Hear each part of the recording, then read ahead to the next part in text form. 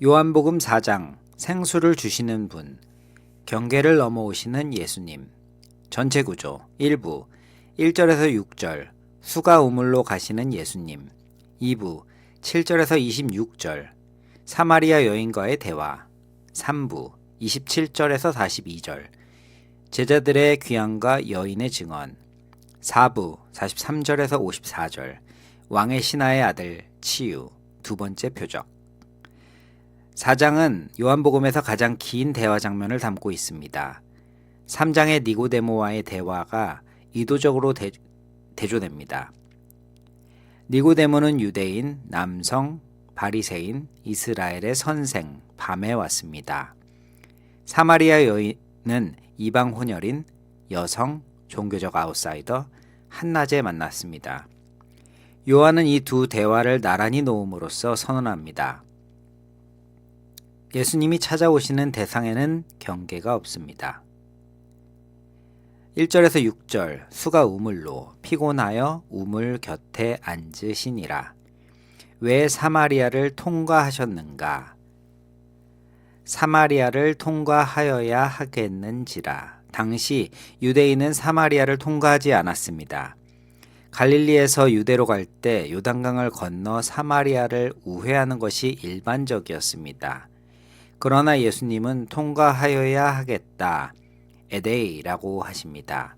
이 단어는 단순한 지리적 필요가 아닙니다. 요한복음에서 에데이는 신적 필연성을 가리킵니다. 예수님이 사마리아를 통과하셨어야 했던 것, 그것은 지도 때문이 아니라 아버지의 뜻 때문입니다. 피곤하여 우물 곁에 앉으시니라. 6절. 이 짧은 문장을 지나치지 마십시오. 예수께서 길 가시다가 피곤하여 우물 곁에 그대로 앉으시니 때가 6시쯤 되었더라. 말씀이 육신이 되셨다는 것의 의미가 여기서 구체화됩니다. 예수님은 피곤하셨습니다. 길을 걸으셨고 지치셨습니다. 이것은 신성을 약화시키는 표현이 아닙니다. 오히려 성육신의 실제성을 확인합니다. 하늘로부터 내려오신 분의 땅의 피곤함을 몸으로 경험하시는 겁니다. 6시는 정오입니다. 가장 뜨거운 시간. 여인이 이 시간에 물을 길러 나오는 것은 다른 사람을 피하기 위해서였을 것입니다. 새벽이나 저녁, 여자들이 함께 물을 길러 나오는 시간이 아니라 아무도 없는 한낮에 혼자 나옵니다. 그 자리에 예수님이 피곤하여 앉아 계십니다. 7절에서 26절 사마리아 여인과의 대화, 대화의 구조. 이 대화는 단계적으로 심화됩니다. 1단계 물 요청, 2단계 생수, 3단계 남편 이야기, 4단계 예배 논쟁, 5단계 자기 계시. 예수님은 단번에 모든 것을 드러내지 않으십니다. 여인이 있는 자리에서 시작하여 단계적으로 더 깊은 곳으로 이끄십니다. 첫 번째, 경계 넘기. 물을 좀 달라. 예수님이 먼저 말씀하십니다. 그것도 요청으로. 생수를 주실 수 있는 분이 먼저 물을 달라고 하십니다. 이것이 예수님의 방식입니다. 주시기 전에 먼저 요청하십니다. 관계를 시작하십니다. 여인이 놀랍니다. 당신은 유대인으로서 어찌하여 사마리아 여자인 나에게 물을 달라 하나이까? 이 짧은 문장에 두 개의 경계가 있습니다. 민족의 경계, 유대인과 사마리아인, 성별의 경계, 남성이 공개적으로 여성에게 말을 거는 것이 당시 관습에서 어긋남. 예수님은 이 두 경계를 동시에 넘으십니다. 아무 설명 없이 그냥 말을 거십니다. 둘째, 생수. 내가 만일 하나님의 선물과 또 내게 물 좀 달라 하는 이가 누구인 줄 알았더라면 내가 그에게 구하였을 것이요 그가 생수를 내게 주었으리라. 예수님은 대화를 즉시 다른 차원으로 올리십니다. 하나님의 선물과 이 사람이 누구인지, 이 두 가지를 알았더라면 요한복음 전체의 핵심 질문이 여기 있습니다. 이분이 누구신지를 아는 것, 그리고 그분이 주시는 것이 무엇인지를 아는 것. 여인은 여전히 물리적 차원에서 듣습니다. 주여, 물을 기를 그릇도 없고 이 우물은 깊은데 어디서 당신이 그 생수를 얻겠나이까. 그러나 예수님이 말씀하시는 생수는 다른 것입니다.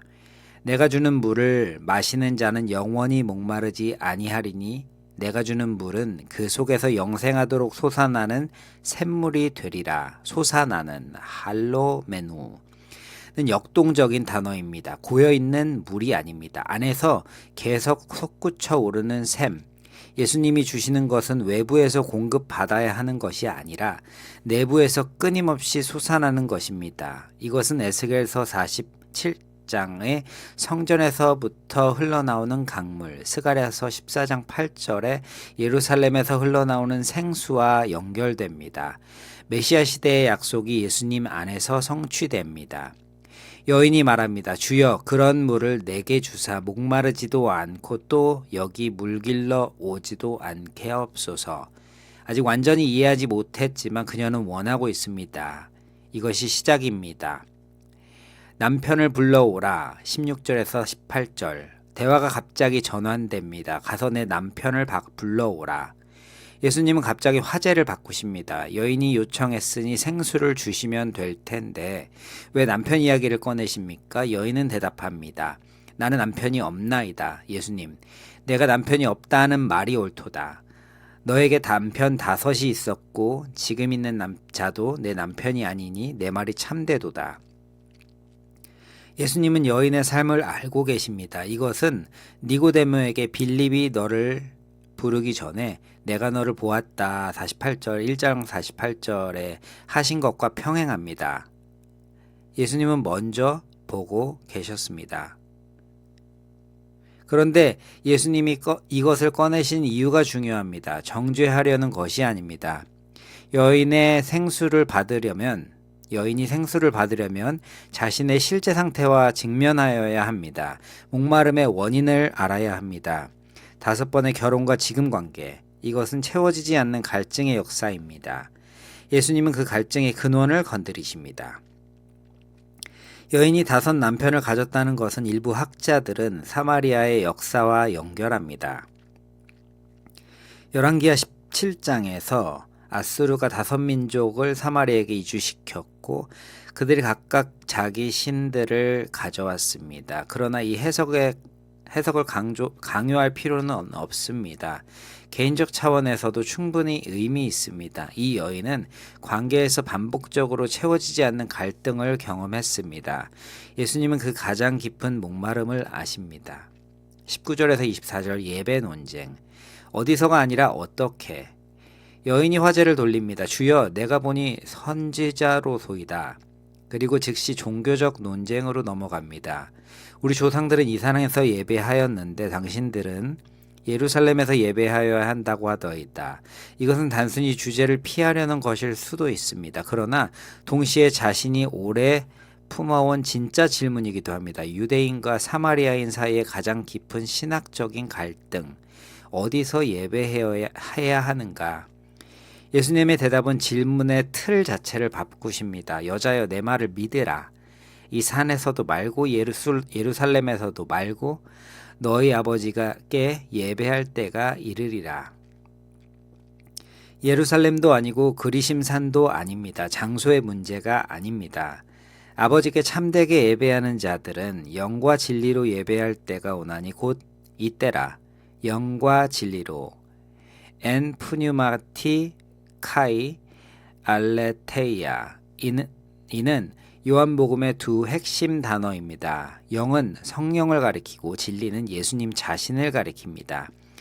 14장 6절에서 예수님은 내가 길이요 진리요 생명이라고 하십니다. 참된 예배는 성령 안에서 그리고 예수님 안에서 드려집니다. 예수님의 대답은 질문의 틀 자체를 바꿉니다.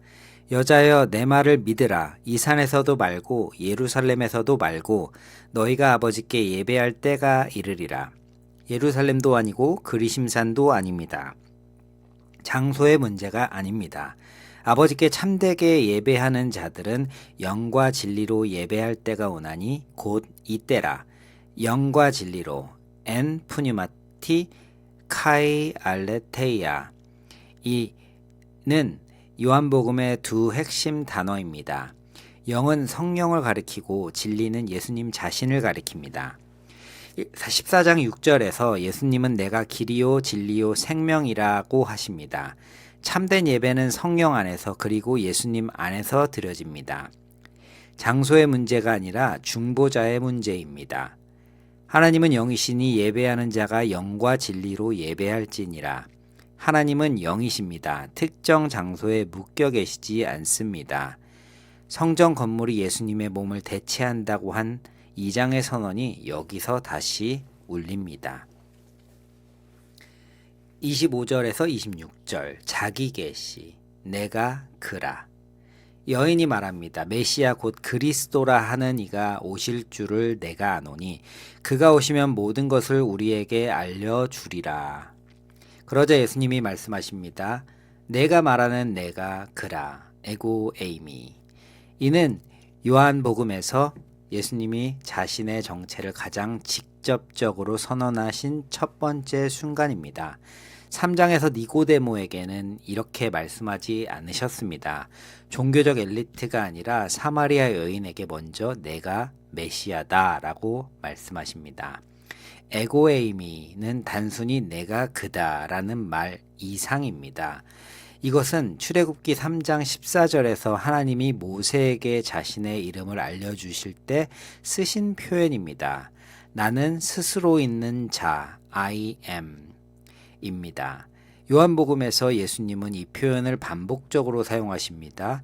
6장 35절, 8장 12절, 10장 9절, 11장 25절, 14장 6절, 15장 1절, 그리고 8장 58절에서는 아브라함이 나기 전에 내가 있었느니라 에고 에이미라고 하십니다.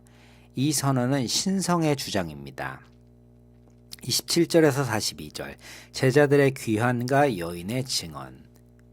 제자들의 놀라움. 이때 제자들이 돌아와서 예수께서 여자와 말씀하시는 것을 이상히 여겼으나 무엇을 구하시나이까 혹은 어찌하여 그와 말씀하시나이까 라고 묻는 자가 없더라.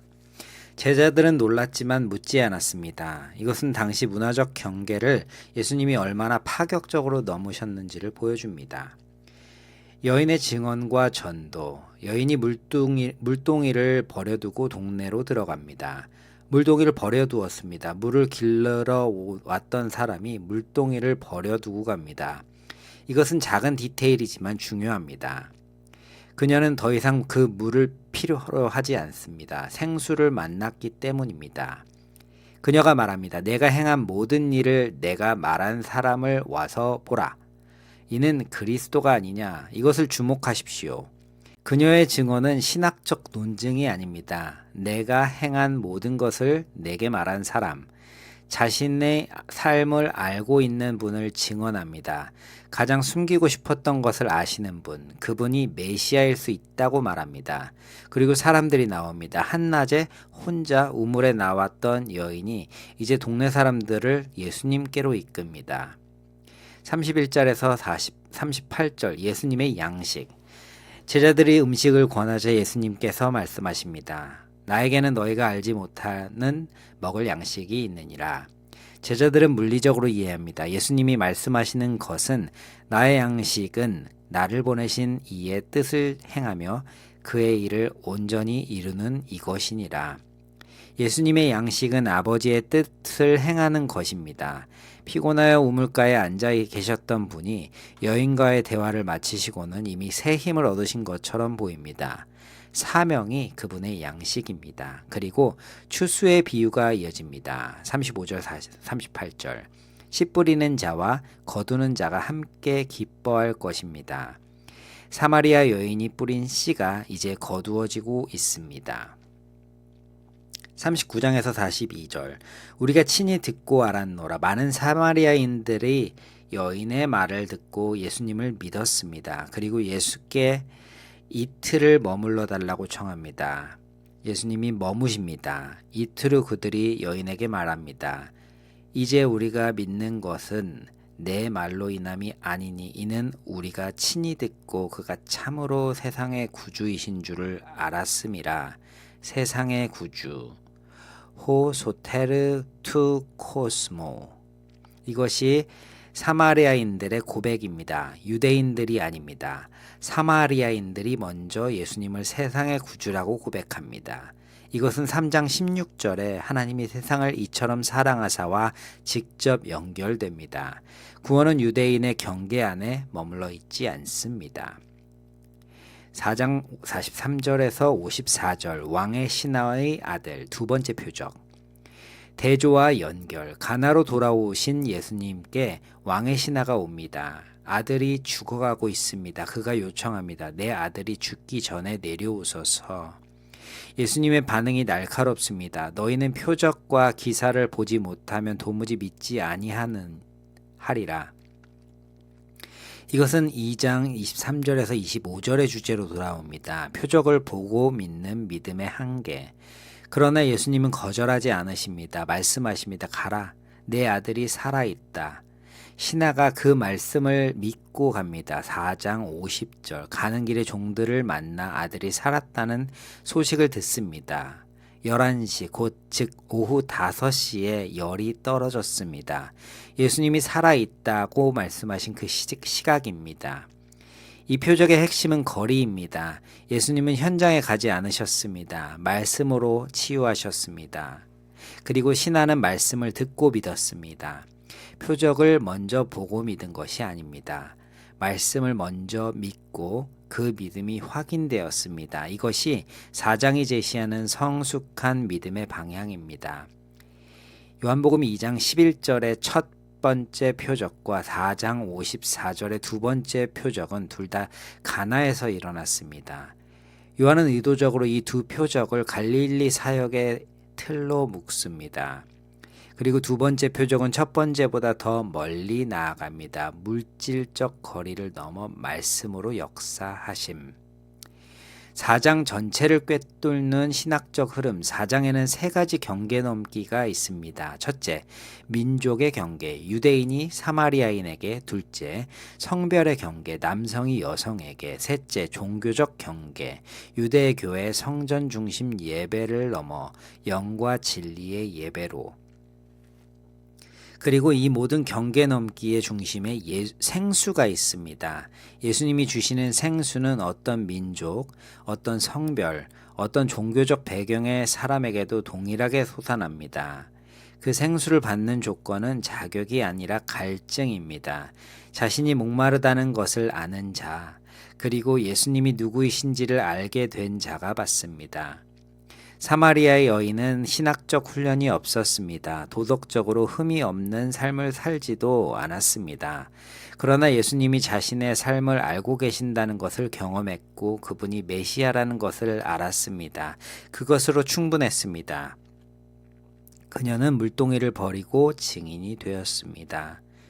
최종 결론, 요한복음 4장은 이것을 선언합니다. 부활하신 예수님은 민족과 성별과 종교적 경계를 스스로 넘어 가장 목마른 자리로 찾아오시며 율법과 성전이 채울 수 없었던 가장 깊은 갈증을 영원히 솟아나는 생수로 채우시고 그 은혜를 받은 자는 물동이를 버리고 증인이 된다.